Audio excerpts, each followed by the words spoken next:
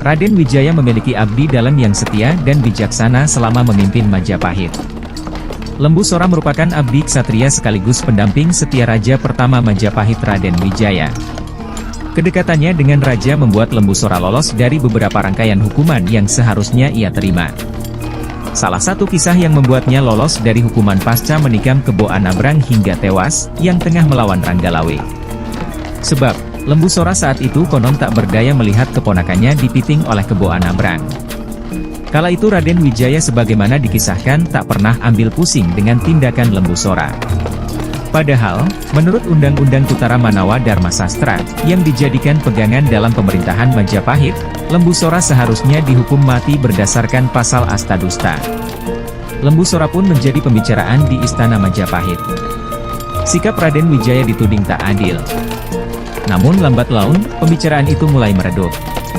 Bahkan, setelah dinamika itu hubungan antara Raden Wijaya dengan Lembu Sora kian baik. Pada teks Panji Wijayakrama menunjukkan betapa hubungan kedua orang itu tak terpisahkan, terutama sejak pertempuran mereka, melawan serbuan penguasa Gelang-Gelang, Jayakatwang ke Singasari. Pada berbagai kesempatan, Lembu Sora selalu memberikan nasihat bijak kepada Raden Wijaya. Serangan balik malam hari terhadap tentara Gelang-Gelang yang menduduki Singasari juga atas saran Lembu Sora.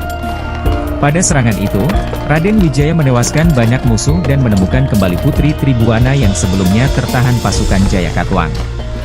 Lembu Sora jugalah yang menahan Raden Wijaya ketika bersikeras ingin membebaskan Gayatri, Putri Kertanegara yang masih tertinggal di Pura. Dia menasihati agar Raden Wijaya dan istrinya Tribuana menyelamatkan diri.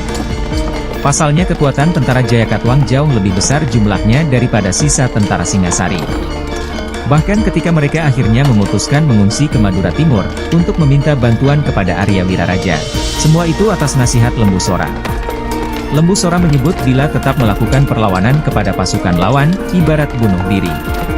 Lembu Sora selalu menunjukkan keperwiraan dan kebijaksanaannya, baik dalam persiapan mendirikan Majapahit, maupun dalam perlawanan terhadap Jayakatwang dan pasukan Mongol. Maka tak heran bila Lembu Sora menjadi orang dekat Raja Kertarajasa, gelar Raden Wijaya Raja pertama Kerajaan Majapahit, sekaligus pendiri kerajaan. Tak heran pula Raden Wijaya memberikan tempat terhormat pada pemerintahan Majapahit. Lembu Sora adalah salah satu tokoh terkenal di Majapahit era pemerintahan Dyah Wijaya. Selain dikenal dengan nama Lembu Sora, tokoh tersebut sering disebut dalam karya sastra sebagai Empu Sora, Ken Sora, Andaka Sora, atau Sora. Meskipun sebagai salah satu tokoh terkenal di Majapahit, namun tidak dapat dilacak kapan kelahirannya. Lembu Sora adalah salah seorang pengikut Dyah Wijaya yang berjasa besar dalam perjuangan mendirikan kerajaan Majapahit.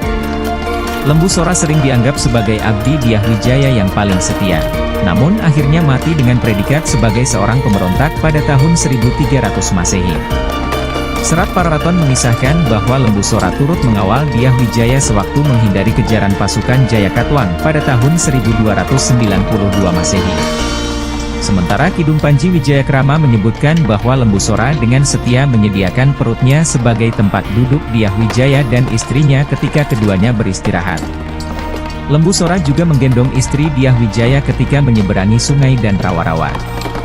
Pada tahun 1293 Masehi, Dyah Wijaya dibantu oleh pasukan Tartar untuk menggulingkan kekuasaan Jayakatwang di Kediri. Dalam pertempuran itu, Lembu Sora bertugas menggempur benteng selatan dan berhasil membunuh Kebo Mundarang yang merupakan patih Kediri. Lembu Sora juga sebagai salah seorang yang ikut membantai orang-orang Tartar pasca runtuhnya kekuasaan Jayakatwang.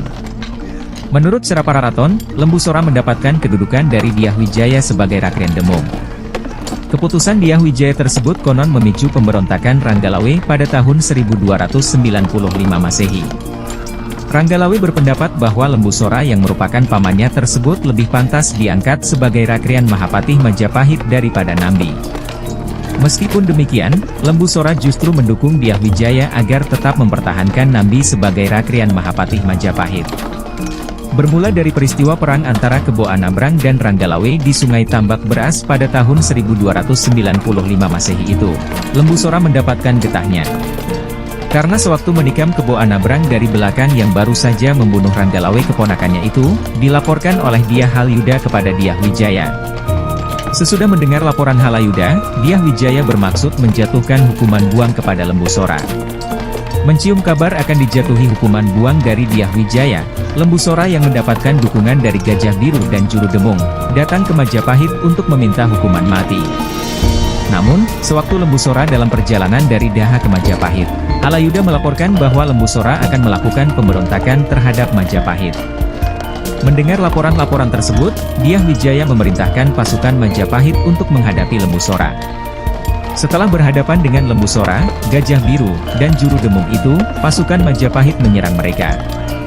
Karena tidak membawa pasukan dan senjata, Lembu Sora beserta Gajah Biru dengan mudah dikalahkan. Melihat kematian Lembu Sora, Halayuda merasa senang, mengingat bahwa tinggal Nambi yang menjadi penghalang untuk mewujudkan ambisinya menjadi Rakrian Mahapatih Majapahit.